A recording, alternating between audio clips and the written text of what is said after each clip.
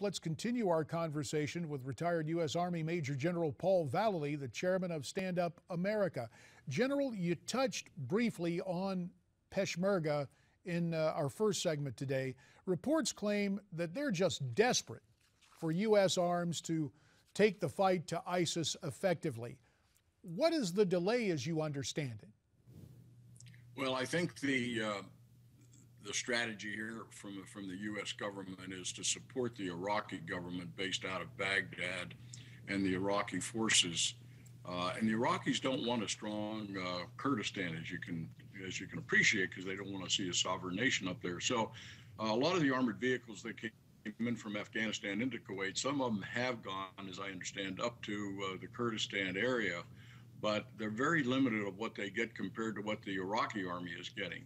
And they really need it in the north because, you know, they moved over elements to northern Syria in Kobani there. At the same time, they're fighting in the northern Iraq area and trying to influence and take back a lot of the territory that was gained by ISIS last year. But they need medical support, they need some trainers, they need more sophisticated rifles for infantry operations, special operations, that kind of a thing.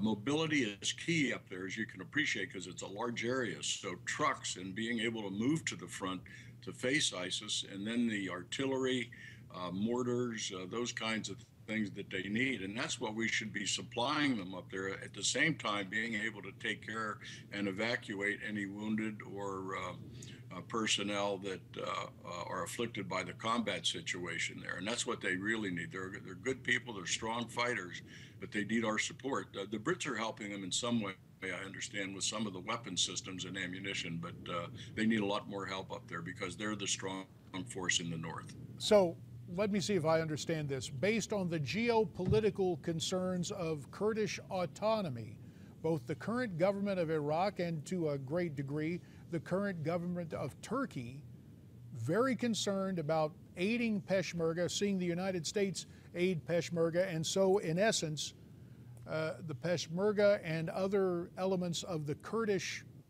effort, if you will, have become our allies left out in the cold? Well, to a degree, we're trying to appease the Turks as well, who do not want to see a strong Kurdistan because of the PKK and other elements up there that have been fighting the Turks on the border. So in the geopolitical sense, you have United States basically, again, supporting what goes into Baghdad, trying to protect that area, rather than allocating sufficient resources to the north of the Peshmerga so they can counterattack and do more to push ISIS out of that whole area and defeat them.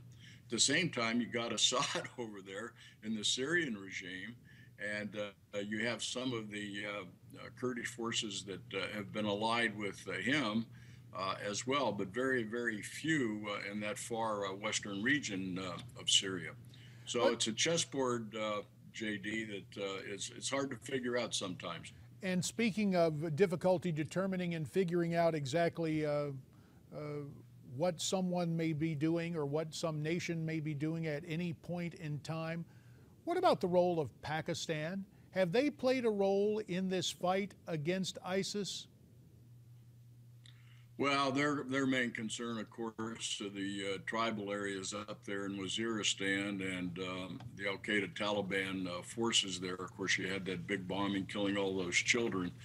But the Pakistanis you really can't depend on, as far as I'm concerned, to really obliterate the Taliban in those tribal areas up there.